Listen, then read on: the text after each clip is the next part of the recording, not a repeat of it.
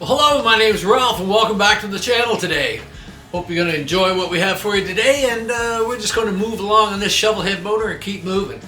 First thing I got to do, I've got my cases all painted, so they've been sitting here for a little while now, and my plan is now to put them over on my stove and bake them a little bit before I'm ready to put them together.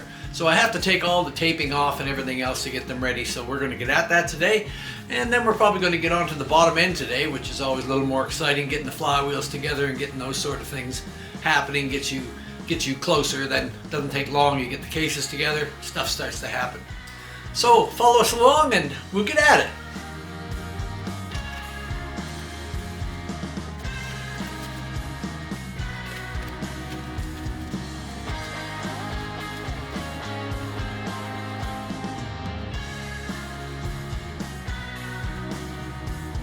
So now that I've got my new little dial bore gauge, which I'm able to use for the bottom of the rods, I'm also able to use it for the pinion shaft. And now that I've got the cases painted and ready to go together, although I've measured them before, I've set my gauge up to read on the zero at the size that I want. So we're going to check them and see. So we're going to stick them in the bottom of the pinion bearing hole here, and we'll check them. And there we are. Right on the zero where we're supposed to be.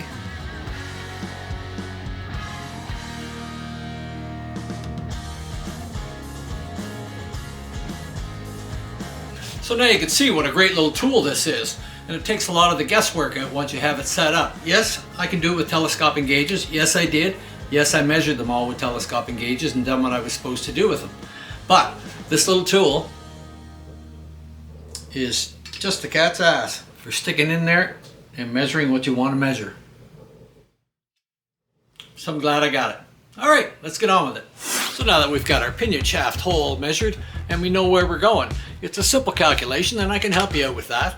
Our hole is 1.752, and that is what our hole size is that we've honed it out to. So we subtract 1.250, which is our pinion shaft, the size of the pinion shaft, equals 0.502. So 0.502. Now we're going to take a thousandth of an inch off to give us a clearance on both sides, give us a half a thou, minus 0.001 equals 0.501. Now with that 0.501 figure, we can divide that by 2 because we're on both sides of it, and it gives us 0.2505. Okay, and we're going to subtract 0.250, which is the size of the bearing, the roller bearing that has to go in there. And that shows us 5/10,000ths of an inch, which I have 4/10,000ths of an inch over bearings. We don't want to go to the 6, which is one bigger and closes our tolerances up, but the 0.0004/10,000ths of an inch will do us just fine for this application. So that's what we're going to use. Now, I didn't have my camera on when I thought I did the other day, and I was checking some things, so I'd like to go over just a little part that I missed. So if we don't look like we're in sequence, it's because we're not, and I'm trying to just show what began in the beginning so that the rest of it makes sense to you. So when we had originally washed our heads out and varsoled them out, this is an old set of heads, so they're dirty. What we did, everything appeared to be clean. And so we went forward and started to blow everything out and clean it all out.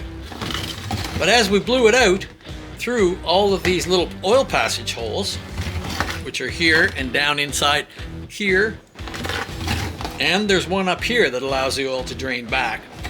Well, when we took blew it out, we seen a little amount of debris there, and when we stuck our Q-tip in, this is what it started coming out like.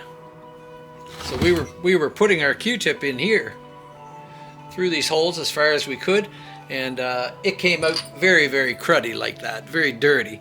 And we could see debris here. Even though we'd varsoled and we had hot water bathed it out, we didn't get these holes. I kept going with the Q-tips on both heads and kept coming up with dirt, all of the sort in there. So it just shows you that debris and dirt can get trapped in these places that you can't see. So what we did then was take them, flush them all out with spray, and blew them all out again, varsoled them off, took them over to the hot water bath, and stuck our air nozzles right down in these holes, which caused them to blow out both ways, right down through and right down through, to clean out these small holes and the ones in the bottom. So now we've got our heads all cleaned out, and we're going to start with a clean one here, just for curiosity's sake. And I'm just going to go down the hole as sort of far as I can go.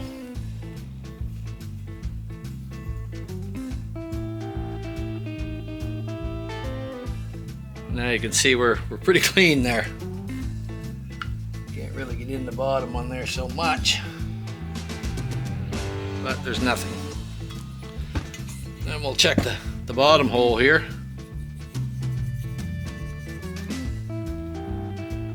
Nice and clean. We'll go in the cross hole over here.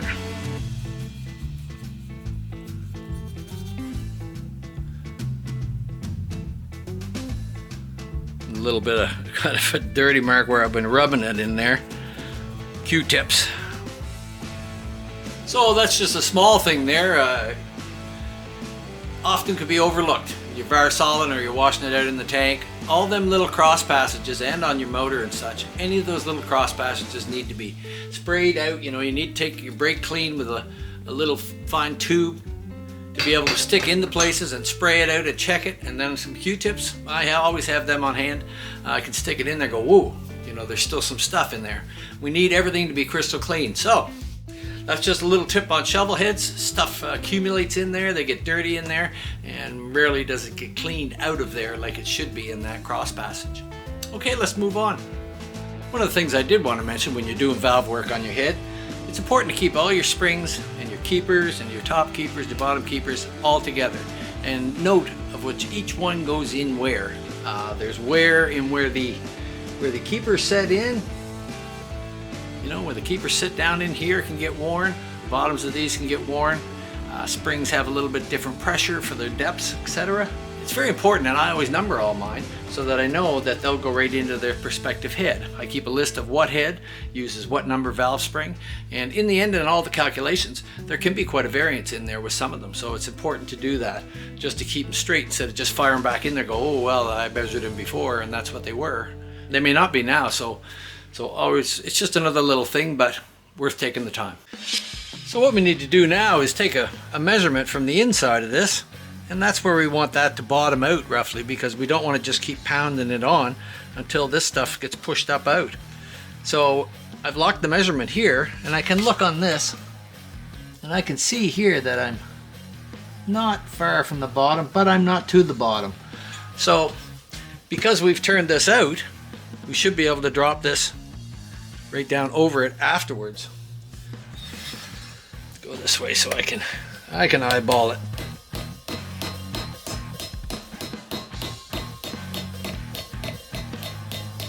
There we go. Okay. And because we've turned our piece out, should be able to slide that right down on there like that. So we're going to have to go along and do them all now. One at a time. That's okay.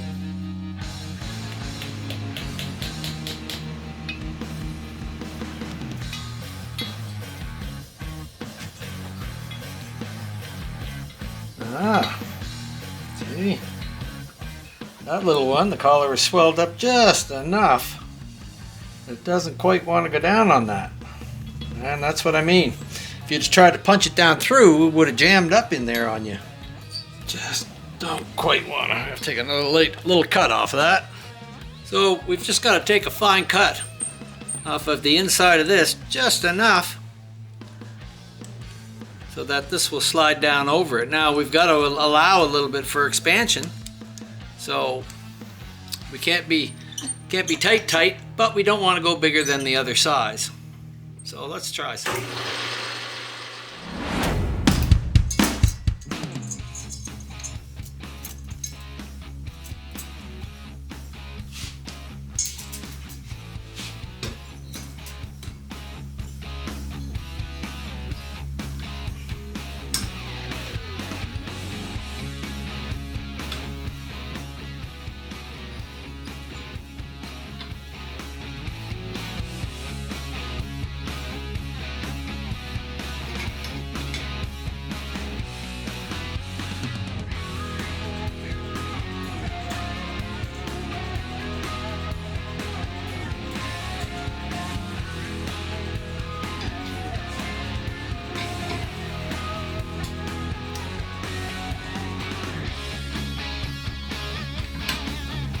So when we're spaced them up sometimes, they're standing a lot taller than what you expected them to be, so we put shims in underneath.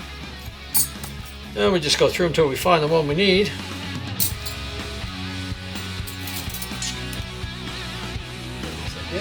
Well, I'll just go along and do the other head and get it ready, and then there'll be another piece of the puzzle finished, and I'll get to show you my little tool in the lathe. When you put it up there and mount it and crank it in, it compresses the valve spring down, and you can see how far by the numbers how far you got to go, and it tells me, oh, I got clearance there and I'm not touching that valve guide, or I'm not touching that valve seal, and I'm right within specs there. So you might find that a little bit interesting. So once we get the other head done, we'll take you over to the lathe and show you our little tool.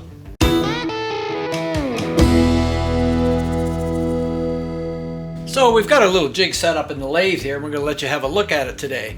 And what I'm able to do is I'm able to take this top collar and push it down the distance of our cam lift and the 60 thou clearance, and show that I'm not bottoming out at all. So our head is mounted in here. We've got a dial gauge on here, which is a little hard to see. I'll try to get it around so you can have a look, and then we'll proceed to press it in. So this is our little setup here. We have the head mounted on here, and when I take it off, I'll show you the underneath. And it's just an arbor sticking out here with a piece of aluminum.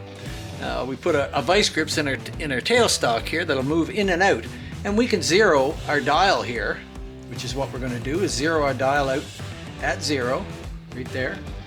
And as we crank the tailstock in, this here will start to move. So we can see that there. Right there is about our point where we're starting to get movement there. So we'll zero us out. Now we'll go 100, 200, 300, 400, 450, which is our valve lift, and then they say you should allow another 60, so we're going to go another 60, and there. We've not hit the top of our valve guide, we're not hitting that, we're not compressed to coil bind. Actually, I could go farther, so let's say 60, 10, 20, 30, 40, 60, 70, 80, 90, that's about at 100. I think I'm bottoming out there. So it's 100 extra thousandths of an inch that I've got there. Okay. Take the head off. And as you can see, we've got a cutout here that the valves will open up into. So when we're compressing the valves, they don't hit anything. But it will work either way on the head. Make sure we're square on there. We just roll it around a little to get it lined up. Give it a little push at first here just to make sure I'm centered in the jig. Try and zero it. Zero on our dial. And here we go. 1, 2, 3,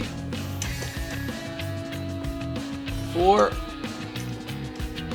50, 60, 70, 80, 90, extra 40 thou, and I'm still not down there and I'm not hitting that yet. So we're good on that hit. So as you can see, it's a great little tool and it takes a lot of the guesswork out. We get the other head, take the free play out. 1, 2, 3, 4, 50, 60, over 100 there, and we still don't have coil bond here. So we're good again on that head. I didn't think that there was a problem, but hey, if you've got a tool to check something, then why not check it?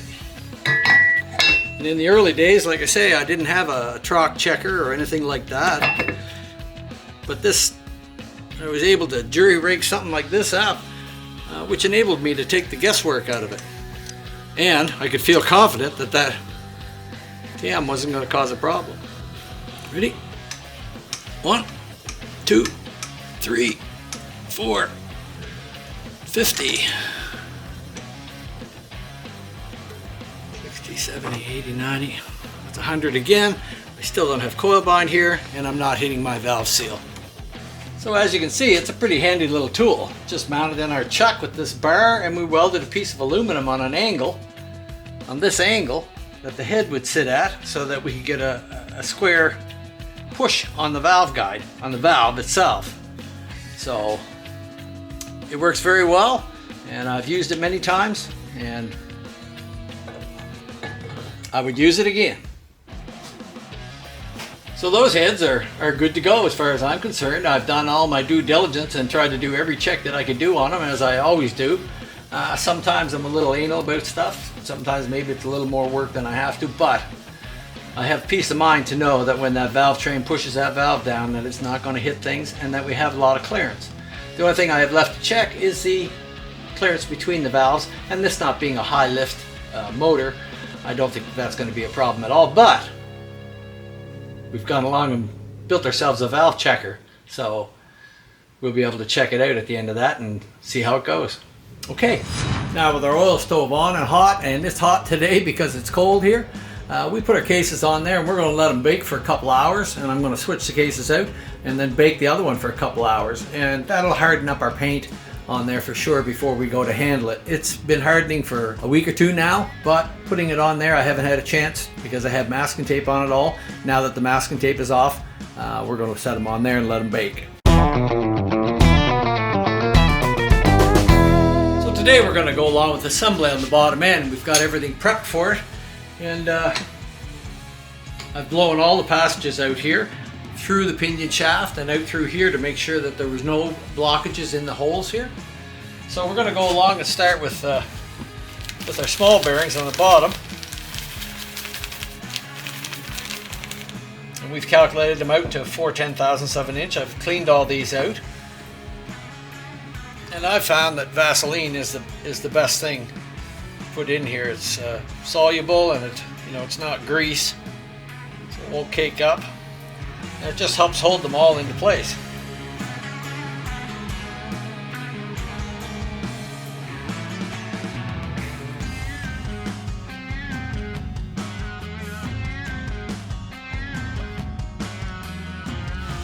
All right. Put them into place. And our top one on.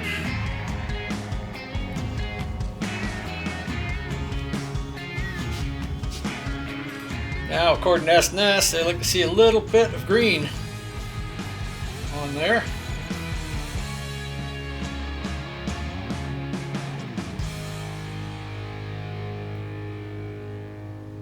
Not a lot. Just want to rub a little bit of it around in there. Okay. So we get our rods ready. If you're not sure which way they go, keep the numbers together. It's obvious they can close up more that way. If you put them in this way, this distance will be quite a bit longer, as you can see.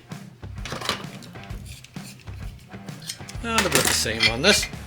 I ran into it with stroker rods. There was quite a bit of difference. Appear to be both the same with them, but put them in this way. And we want to remember that our pinion shaft is sticking up here, so we're going to stick our sprocket shaft up here. So if we were over here sitting on the motor, this would be the rear side. So female rod has to be on the rear side.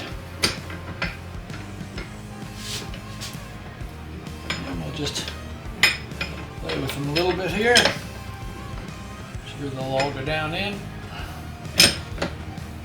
Sticking out a little bit. There we go. Just a nice fit there. Okay. So we'll get this ready to go on.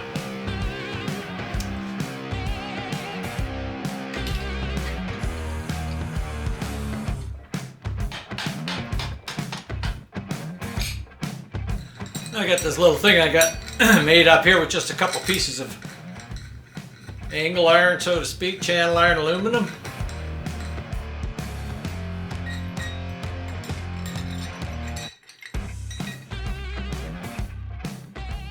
What this does is help to pull our flywheels in line.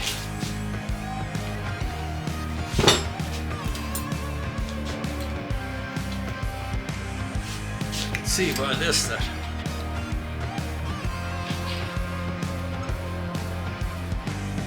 flywheel is way out. And I did notice that the pins were different on these, and they don't allow it to go around, so I'm going to have to. They were out of shape a little bit, and they still seem to want to go that way, so I'm going to try something a little different. So we've got these on, and I put these pieces on, and I tighten them up. They help to bring it in line, and I can check from one flywheel to the other to see how far out it is.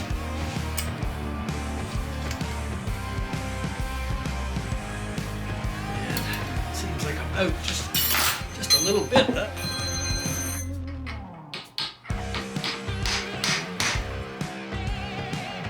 It's a little bit closer there. A little bit closer there. Okay, we're going to red Loctite our nut up.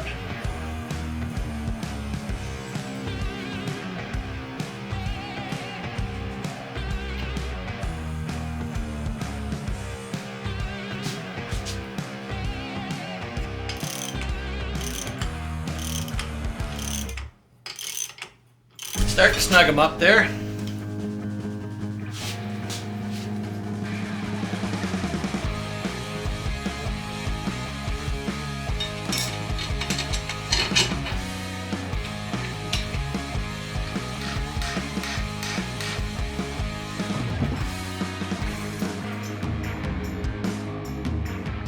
It's just, I don't know what it is with these wheels, but these holes don't want to line up like anything else. They're really giving me quite a hard time here. Don't think it's going to let me knock it around there.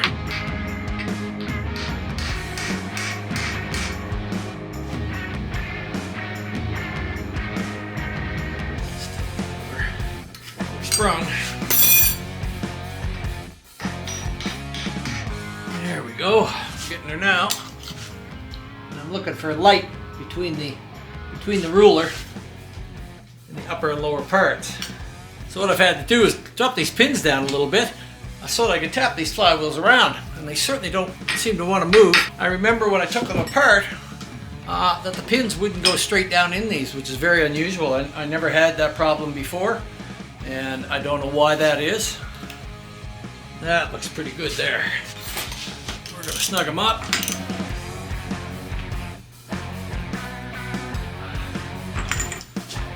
They're going to pull right out of line if they don't have the pins in them. Yes, they are. Oh, this is going to create quite a big problem. Quite a big problem. All right, I can't get the pins to go up through because the holes definitely aren't in line, and I can't tighten the flywheels. Now I've got them like way out of whack.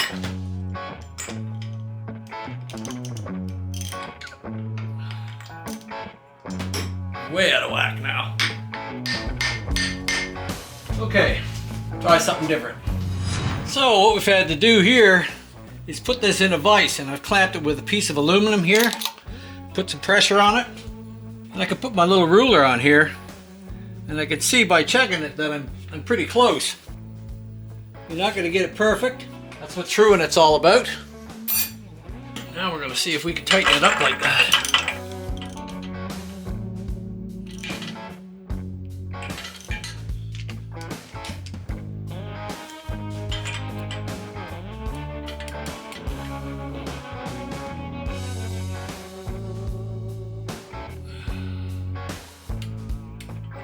I'm looking pretty close there. I think we'll take it over. Probably stick it in the lathe. Let's see, where am I at there? Really a couple 100 pounds there. Not up to full torque, but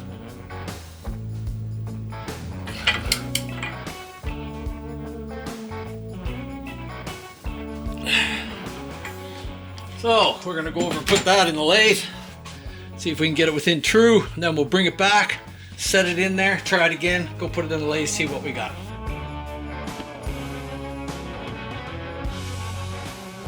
We're about 1,000ths.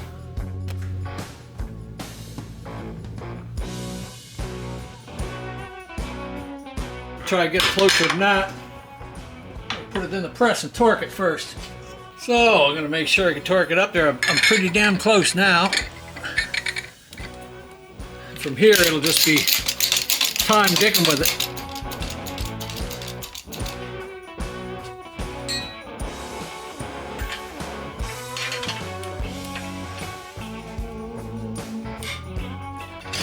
There we go. 250 plus. That's what we're looking for. Now we're going to stick it back in the lathe and check it and true the last little bit out of it if we can. And there we are at the final.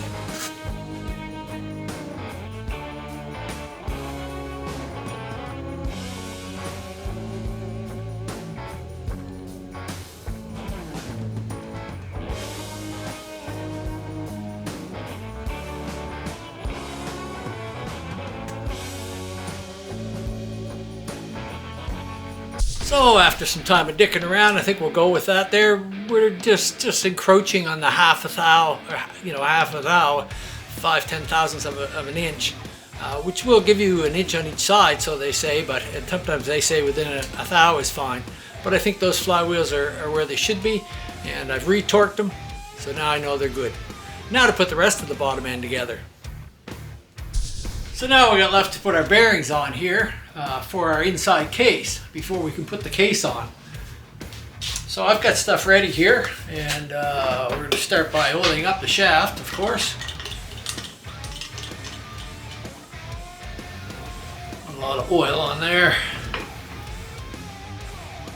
And we're going to go back to our bearings, of which we have our orange piece, which we know designates our inside bearing.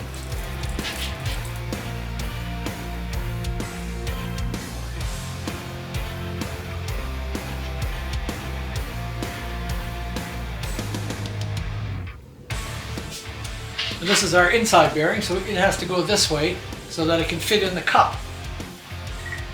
Like that. So when the case goes on, it fits in there. We've got a little tool I've made for it.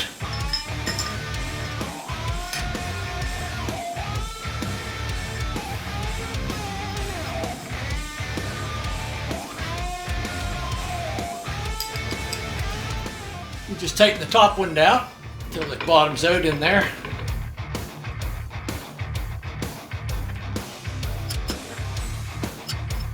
Yeah, I like to put a little lube around the face of it as well, where the steel is running on it. There we go. A little bit of lube just makes everything go a lot easier.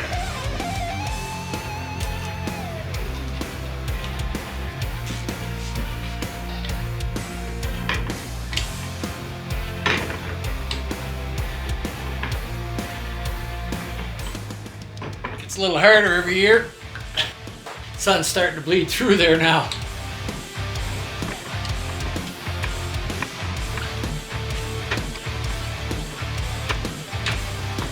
It was a lot easier when I was 20.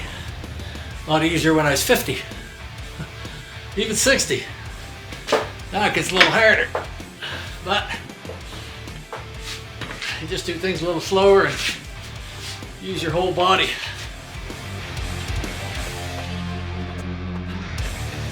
There we are.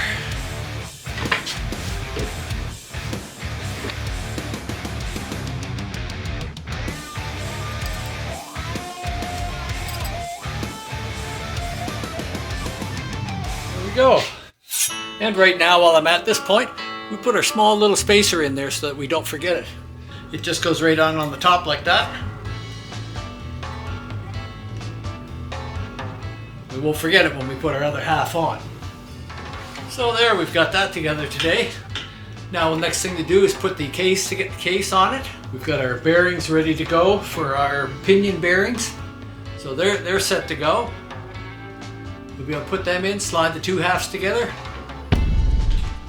Bottom ends together. Bottom ends together, heads are done. We're getting there. One piece at a time. So if you enjoyed this video today and you found anything interesting, and I hope you did, Be sure to subscribe, hit that like button, comment, do all those sorts of things. It helps our channel to grow, and we're growing.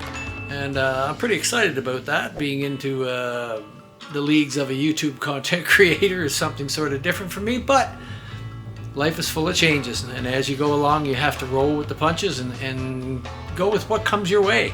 And this has come my way, and I'm enjoying doing it, and I'm fascinated by the people around the world that are watching me and helping me out. So, hit that like button, tell people about us, subscribe. We'll be happy campers. All right, see you in the next video.